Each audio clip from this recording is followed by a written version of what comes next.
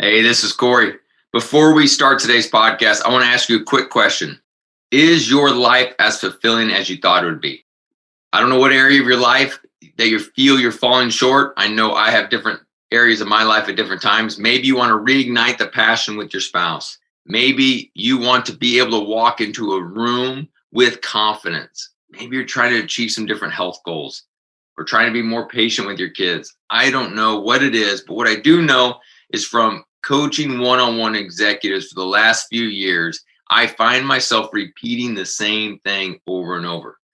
And the reason being is because we are not alone. We're all battling some of these same situations. So my encouragement to you is join this challenge that I'm launching here in a few weeks, where I'm taking a lot of this content that I use with leaders and putting in videos as well as group calls that we can grow through this together. The challenge is called the Confident Consistent Leader. It will be a challenge over a 30-day period to help you grow. Head over to my website at corymcarlson.com/leadership to learn more.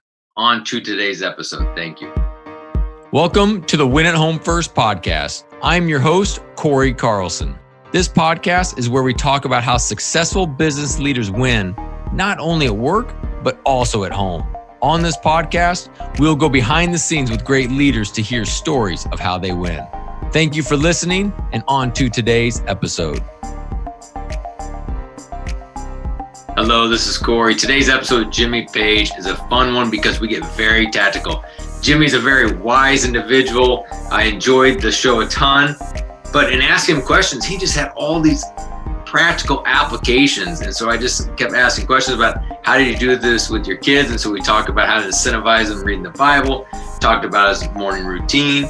He also shared this great thing he does when he starts to feel kind of a rub or some conflict with somebody else. We talk identity, we talk about vision statement. I mean, it is just packed full of good tactical tips. I hope you enjoyed it as much as I did. Thank you very much. Hello, this is Corey. Welcome to the Win at Home First podcast. Today, I'm with Jimmy Page, and I've talked before about the one-word book and the impact that's had on my life, my family, and even making it impactful to a lot of my clients.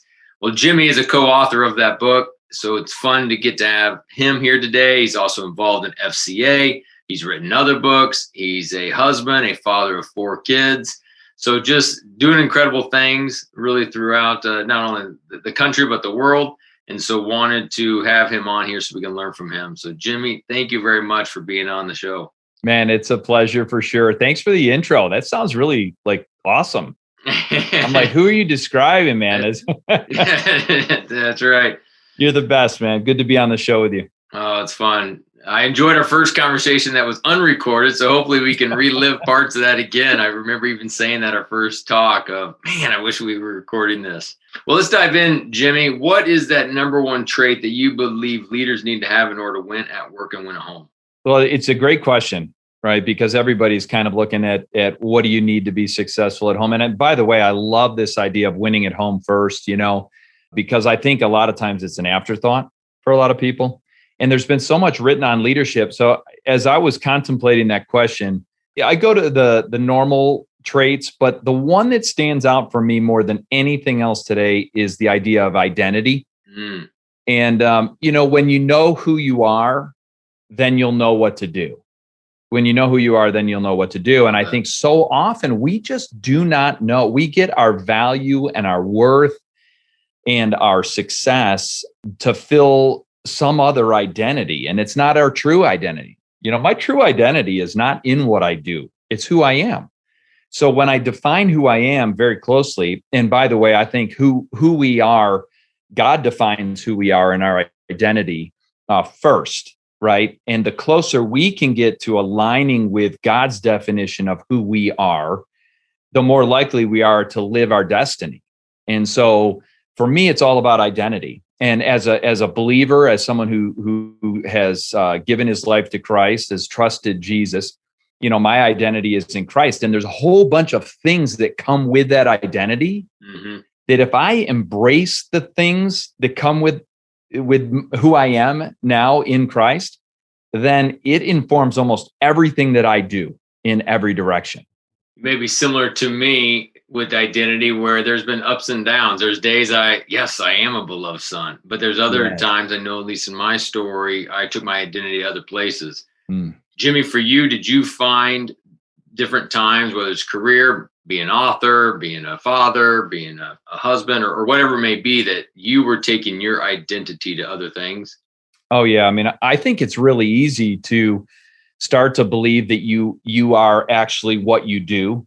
And, I remember in the business world for many, many years, running health clubs, running sports performance training facilities, big time partnerships with people that you would recognize, being known in a community, being in a community long enough to be known.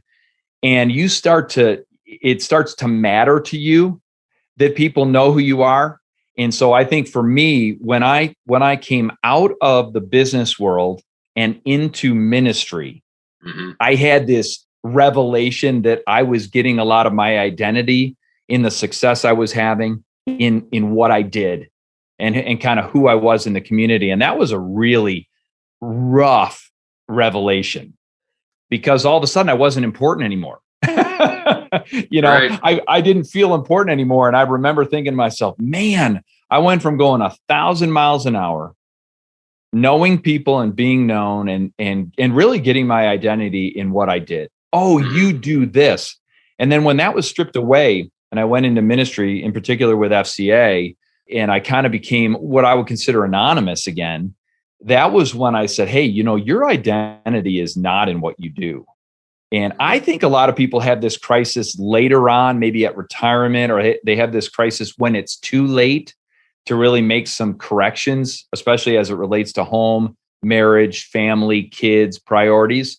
So I remember that moment. And I remember, about a 6-month period where I had to strip back my identity from what other people thought of me and really dive into who am I, and then living out of that identity. Even now, the FCA, or Fellowship of Christian Athletes, for those that may not know what that stands for. But even with FCA, I am sure there are moments where that identity can creep back in an unhealthy way because you're the celebrity, right? That goes into these athletic programs, or you're looked up and looked up to by the athletes. And so I'm sure you have to check yourself even there because right away into ministry, you may have been anonymous, but now you're not anonymous and an author and FCA, people know you. And I think pride is a very deceptive thing, right? And, 100%, if you're working with leaders or you're working with athletes or in the sports community, it is easy to kind of want to wear the logo, want to wear the FCA, the Fellowship of Christian Athletes logo. Oh, you work with coaches and athletes. Oh, do you know? Or as an author, like you've experienced, when you're selling books and you're impacting people's lives. First of all, I don't think there's anything wrong with feeling good about positively impacting people's lives. That's part of what gets me up out of bed, Part of what gets me out of bed in the morning is the fact that I can live with purpose and passion and in alignment with, I think, the way God has made me. But yeah, you have to resist the urge again of caring about your status or, how important you may think you are. And one of the things I always tell my kids is, we live in a day and age of followers. We live in a day and age of likes. And I said, no matter how many followers you have, and no matter how big you think you are, the vast majority of the planet knows nothing about you. So there's I could have 100, I could have 1 million followers, and you'll ask somebody down the street if they know me, and they'll be like, who? Exactly. You live on the same street with Jimmy Page. Man, who's that guy? Who cares? Right. Oh man, it's good. Yeah. So being a father of 4, how did you talk about identity in the home to kind of affirm them and what that looked like in their own life? Well, for me, trying to create a home life, which is based on faith, and really develop those core values. I think part of it was describing what happens when you decide to come to faith, when you believe in God and you receive the gift of Christ, the free gift of salvation, and you say, hey, what is now true about you? Well, part of your identity is you've been chosen. You've been adopted as a son or a daughter into God's family.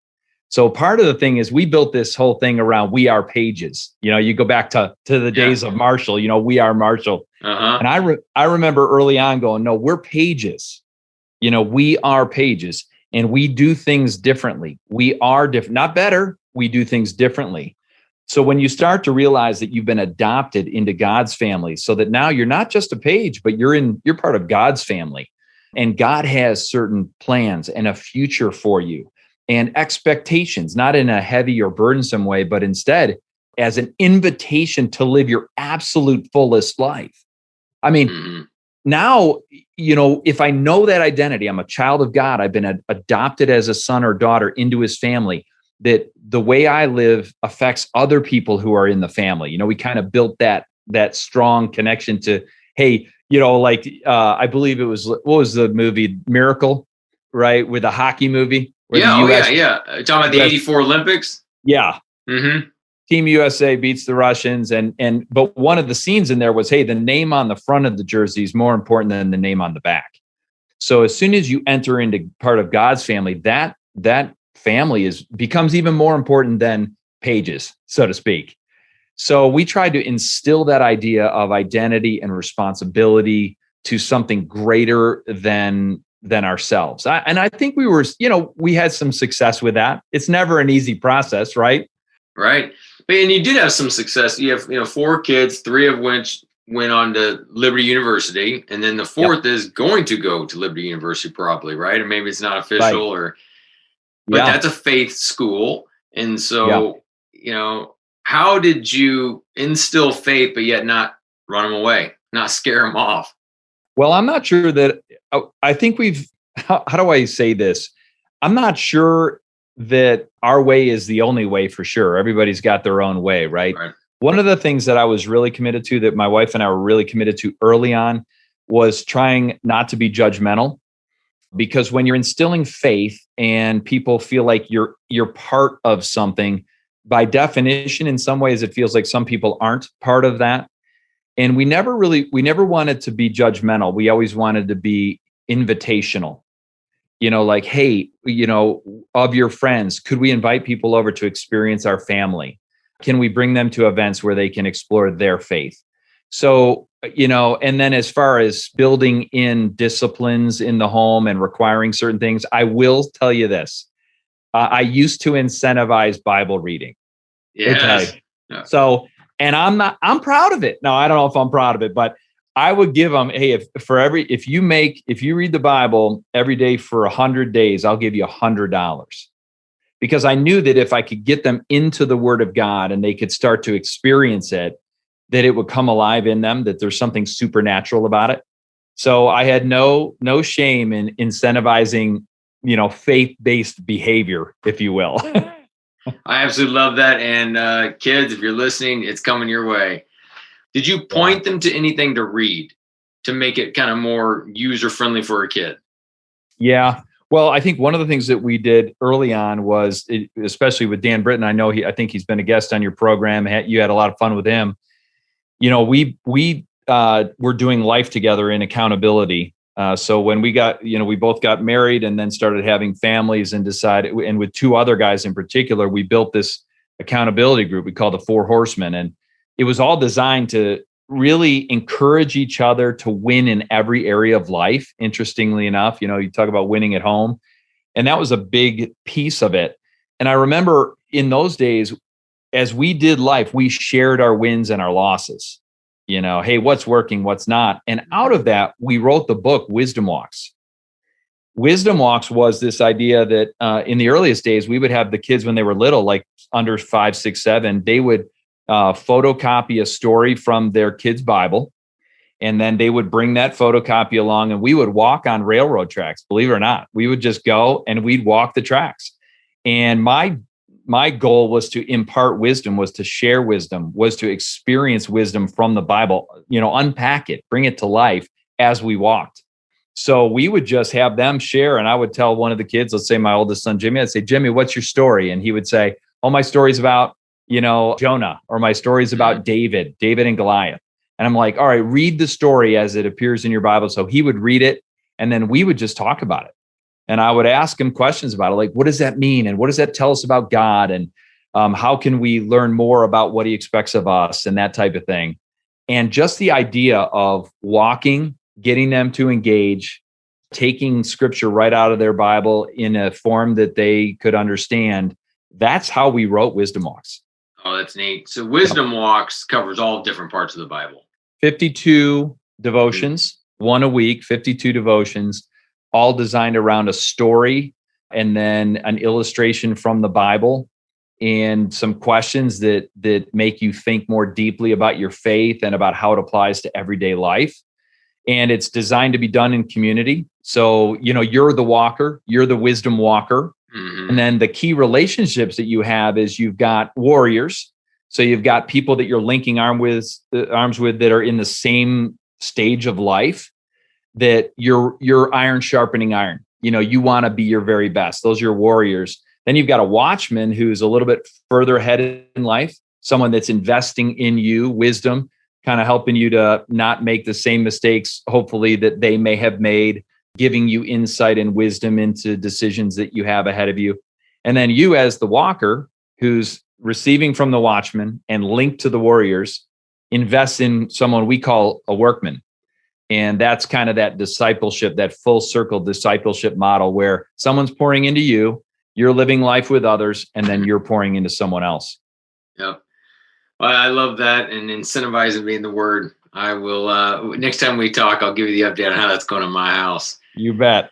So being We Are Pages, what other things were you doing that you think were just key differentiators that you would recommend to other listeners that was super impactful and helpful to really, getting your kids off to a faith? I had a guest earlier before say he wanted his kids to be independently dependent on God. Yeah. It sounds like you've done a very nice job of doing that yourself. So what were some of those other key kind of predictable patterns or rhythms that you guys did at the Page household? Well, I think that my wife and I really wanted them to see us, in spiritual disciplines, see us reading the Bible, see us spending time to start the day in that way. We would never let them leave the house without praying for them. So before school, we would huddle up and we would say a prayer before the day began. We would always try and circle our conversations back to what's God teaching you? What might this challenge that you're facing be changing in you? Are there aspects of it? Are there areas that you need to grow? And this challenge is helping you to grow. How does God see this circumstances? So we really in many ways, Corey, just wanted to make God part of the ongoing conversation, and I found, and I think a lot of people find that when you make things too structured, a lot of times it gets rejected, because it's like, one more thing to do. Right. And one final thought on that is just trying to make things fun, not making everything heavy where I had to give a message, it's like, because they get tired of hearing from you. Yeah. I better get the scripture ready for the sermon ready for dinner tonight. Okay, guys, bring it in 20 minutes. Yeah, you can't eat until I'm done. Oh my gosh. Oh man, that's the eye roll in and everything. Yeah. Thank you very much for listening to today's episode. I hope you are enjoying it so far. Before we go back to the rest of this episode, I want to share with you my book, Win at Home First. Some of you have read it, so thank you very much. For others of you, you have not. And I encourage, if you're looking for a resource to help you with these times of your work is now in your home and your home is now in your work and what this looks like, this book is being helpful to many leaders like you. Forbes magazine said it was one of 7 books everyone on your team should read. And the book is broken up into 4 different sections to help you. First is about you, understand who you are. The second is marriage and ideas and tips to help with your marriage. Third is parenting. And the last is work. So these 4 different sections to help you recalibrate during this time and to help move forward. So if you are needing additional resources, I encourage you to check out my book, Win at Home First. It is available on Amazon as well as Audible. And so on to the rest of the episode. Thank you very much. The book, one word. Love that book. And what's your one word for this year? My one word is freedom. And it's funny. I actually had a little bit of a false start at the beginning of the year. I've never had this happen before. I knew my word was freedom. I actually was convinced in my time spending in the process and my time with God that my word was freedom. We have so much conflict around the idea of freedom right now that I think I was like, wow, okay, well, I painted my word on my canvas on New Year's Eve, like we always do. I'm all excited, painted freedom. And the next day I woke up and said, hey, you know what? I'm going to change my word. I'm going to change my word to fearless. And my wife is like, you're an idiot. Like, no, you can't change your word. You're breaking the rules. I'm like, they're my rules. I can break the rules. And she's like, you're already fearless. I think God spoke to you about the word freedom, and I think you should stick to it. And I was like, it doesn't matter. So I posted that my word was fearless. I'm all excited about fearless. And then 3 days later, with God literally showing freedom, I mean, everywhere, I finally surrendered and said, okay, my word is freedom. All right. So I scrapped fearless and went back to the original word that God gave me. So that's my word for the year. Oh, great. What does that word mean to you? What are you needing freedom from, or looking to, kind of break into some new areas? Well, it's interesting because I love America. I love the principles upon which we're founded, a very imperfect union at this point, but I love the ideas and I love the ideals of America. And, part of what my dad left behind before he passed was the discovery that we're actually sons of the American Revolution. And I didn't really fully understand why in my life I loved America and I feel very patriotic towards the opportunities that we have in this country. I never really fully understood it, although I know it was part of my dad and my mom's commitment to us for sure. But when he discovered that I'm an 8th generation descendant of someone who served in and fought in the Revolutionary War with Nathaniel Hall and others. Wow. I'm certain that is a big piece of this, of why I care about freedom. But from a spiritual perspective, and by the way, I think freedom in our country is under attack like no other time I've ever seen it in this country. Mm-hmm. And that concerns me greatly. With this cancel culture and a whole bunch of things, if anybody disagrees with anybody else, they somehow have to disappear. And it's just such a weird concept to me. But so I'm fighting for freedom for sure, to uphold the freedoms that we have in this country and pass that on to the next generation for sure. But I think from a more personal or spiritual perspective, Jesus came, he set us free. He came to set us free. That was the point of it, right? Mm-hmm. So when I look at the different dimensions of life, and in the book, we talk about 6 dimensions of life, from mental, emotional, relational, physical, spiritual, and even financial. You start talking about what are the different ways that you can experience freedom in those areas. And I'll just give you a quick example of this. Back in October of last year, I had back surgery, hurt my back. Man. Had 10 days of just excruciating pain. And finally, I had an orthopedic surgeon that said, hey, I can fix that. And I can fix it this afternoon. So I was like, done, because the pain was excruciating. Wow. So part of the idea of freedom for 2021 is recovering from that. Because when you have that kind of pain, and it really is debilitating, I really lost the ability to have the active lifestyle that I love so much. Mm-hmm. And you're talking about, I'm an athlete. I compete in Spartan races. I train every single day. I want to be able to ski with the kids or to have really that freedom to do whatever I want physically and to enjoy life. So Mm-hmm. I think for me, has been the big focus of how do I get back to that place of freedom physically so that I'm not worried or afraid of getting hurt. And I'm there. I mean, we're in April and I'm 100% healed and recovered, and I feel better than I have in a long time, to be honest. That's awesome. Well, congrats. Yeah. Jimmy, part of my story is where I felt God say, hey, Corey, you need to hand over your small story for a greater story. Is there a moment in your life, your career, where you felt that you needed to hand over Jimmy's story for just something greater and that God was calling you into, and you may have been a little resistance to it. And then finally you said, all right, I'm in. Put me in, coach. Well, I actually remember the day that I surrendered my life to Christ. It was when I was in college at Virginia Tech. And I remember being discipled shortly thereafter by a bunch of athletes, a bunch of my buddies on campus. And they brought to me a concept that said that, hey, you've been created for a bigger purpose. No question. We all have. Mm-hmm. God has designs for our life. And then they gave me this verse in Galatians 2:20, where I think it's Paul that says, I no longer live, but Christ lives in me. Christ lives through me. And that became a real eye opener for me, because I think I was pursuing my own desires, my own excitement, and then what I realized was, my life is really part of something much, much bigger. And God has very specific things for me to do in this life.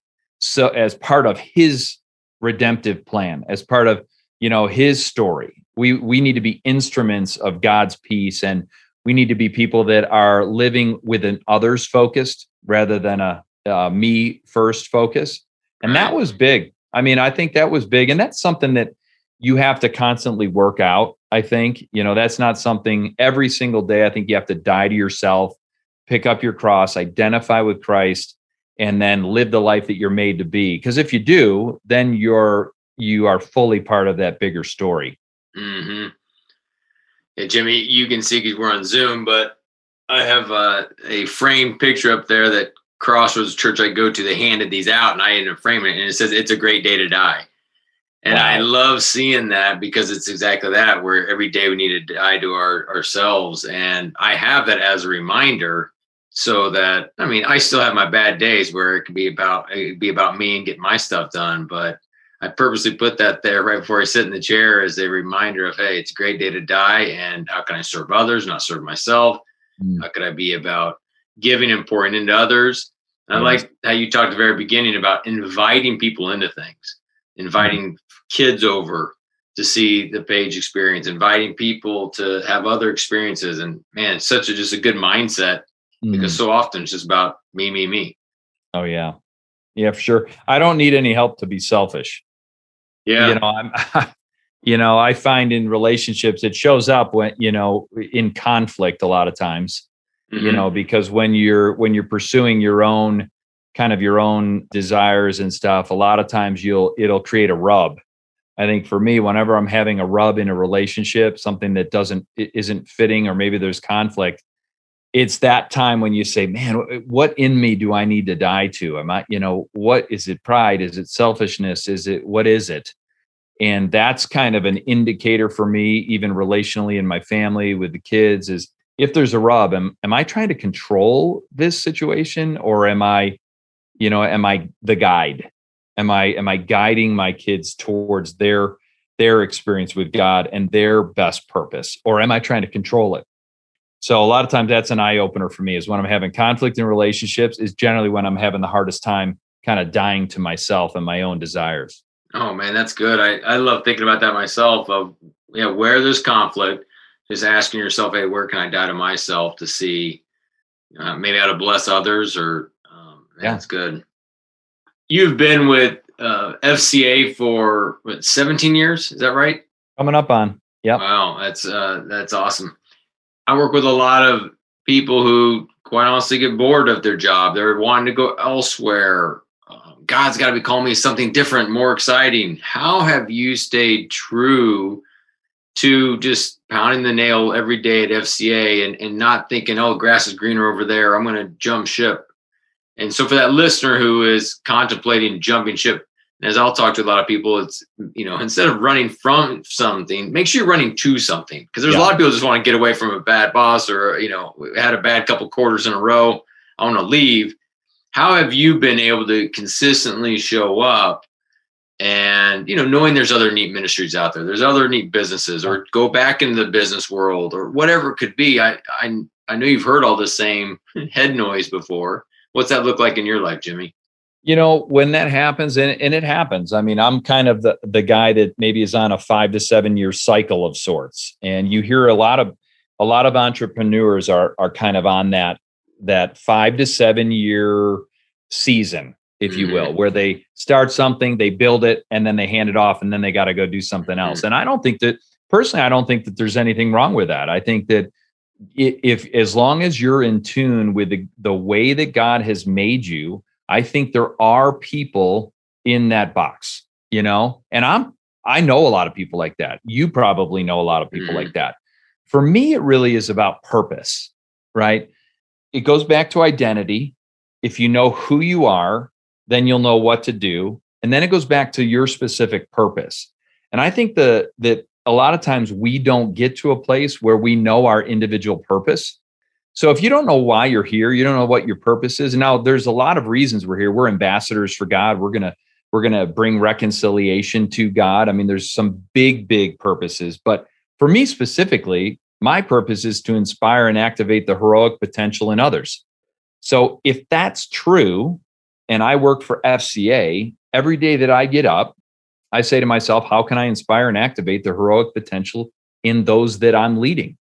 Now, I mean, I'm doing trainings, I'm building culture, I'm addressing problems, all with this idea of inspiring that in others. So I can find great meaning and satisfaction and fulfillment in the calling that I have, this assignment right now, and be faithful with it.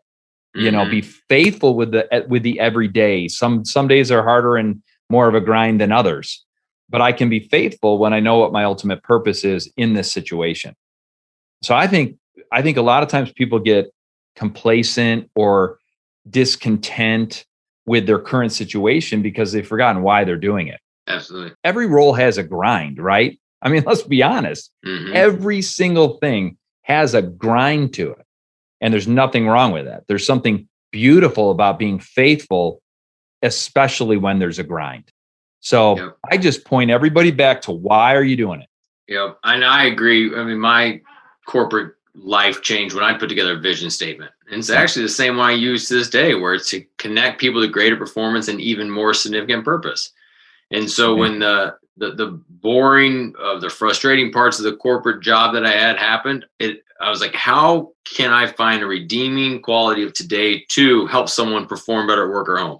Or how can I help connect them to a greater purpose, whether it's God, or if they're an atheist, just a greater purpose of serving others, whatever it could be. And man, it helped me get excited. And even to this day, it's mine. So one of the first things we'll do with clients in our coaching program is that vision statement.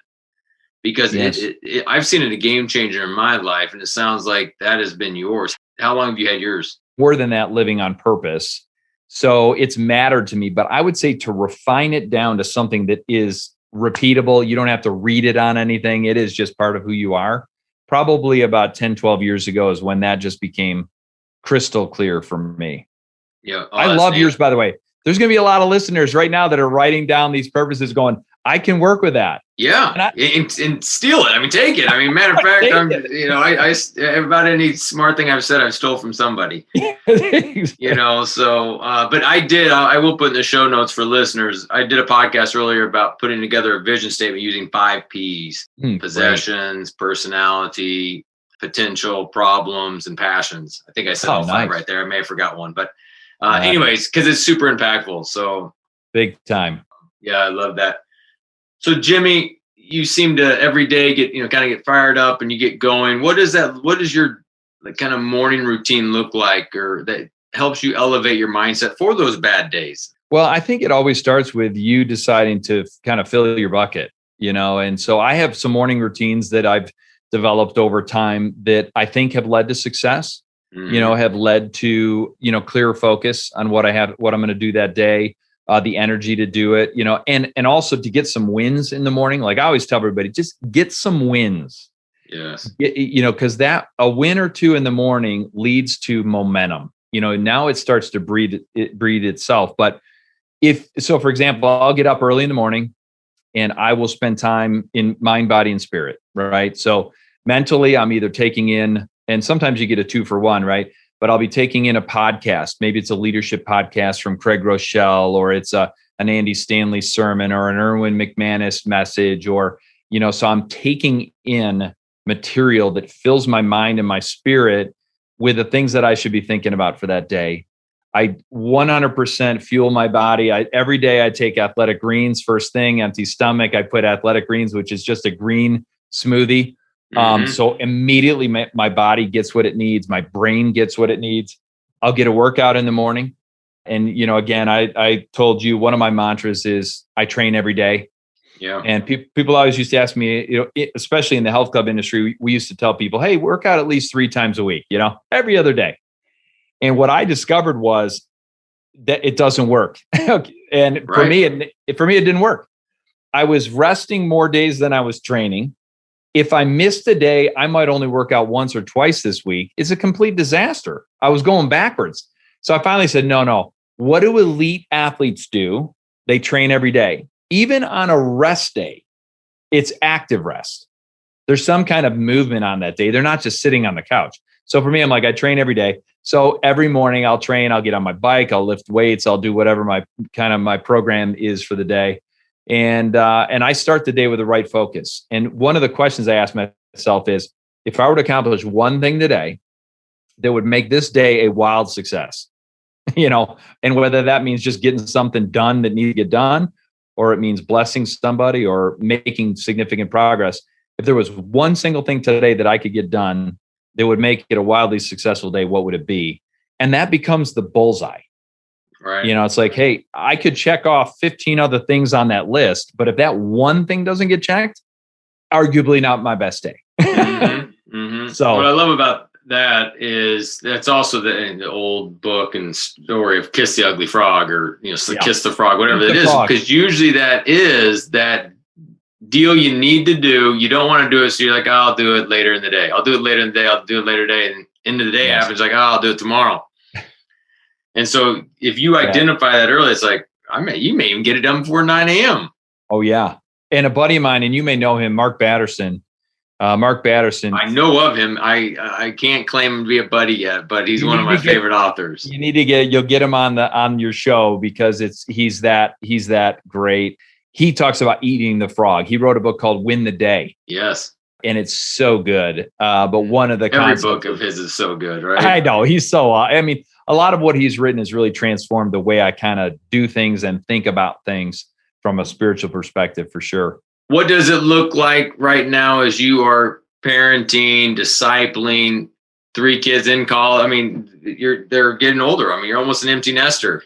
And so what is that looking like now in the day to day? It is totally different, because I think your role changes when they're in your house, under your roof, under your protective, kind of cover. You can pay them $1 a day. I can bribe them.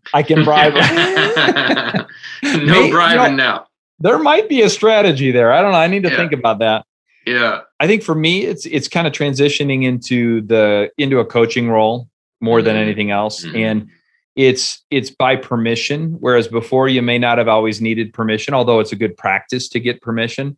But I think for me now, my wife read a book called, Keep Your Mouth Shut and the Welcome Mat Out. And I thought the book was the stupidest book in the history of man, because I have a hard time keeping my mouth shut. And anyway, but the idea is to really ask for permission. When they ask you for advice, you step in. If you want to give advice, to ask for permission. Hey, could I give you some insight in this area? Instead of me just telling them, I'll ask. And most of the time they're like, yeah, I would love that.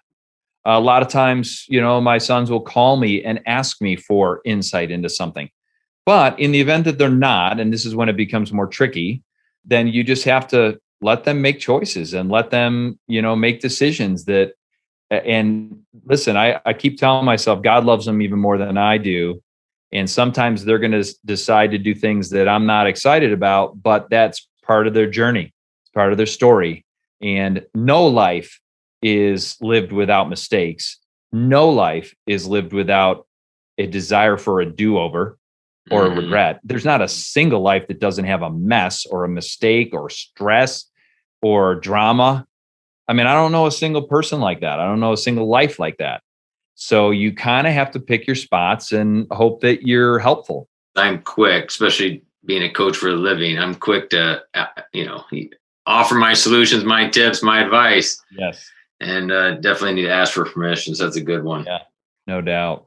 Jimmy, what is the best way for people to get a hold of you and just learn from you or see what you're doing? Well, super simple. You want me to give me, I can give my email, which is just jimmy@fca.org, jimmy@fca.org. That's the easiest way. And then they can go to my website, which is jimmypage.us. And I've got all kinds of great information there and ways they can get a hold of me as well. Oh, that's great. Well, this has been awesome. It's fun to talk with you. I enjoy it and look forward to doing in person, not just Zoom one day. So, hey, buddy, come back to Denver. Yes, I know. I need to. I need to. And I plan to, hopefully even in this year, to see some family there, and I will be reaching out. So You better. I look forward to that. Awesome. Well, Jimmy, thank you very much for sharing your wisdom today with the Win at Home First audience. Thanks, man. God bless you, buddy. I want to thank you for listening to my podcast, Win at Home First. I am so grateful to hear from listeners like you that this content has been helpful. So now I would love for you to pay it forward. I want to get this message in the hands of more listeners.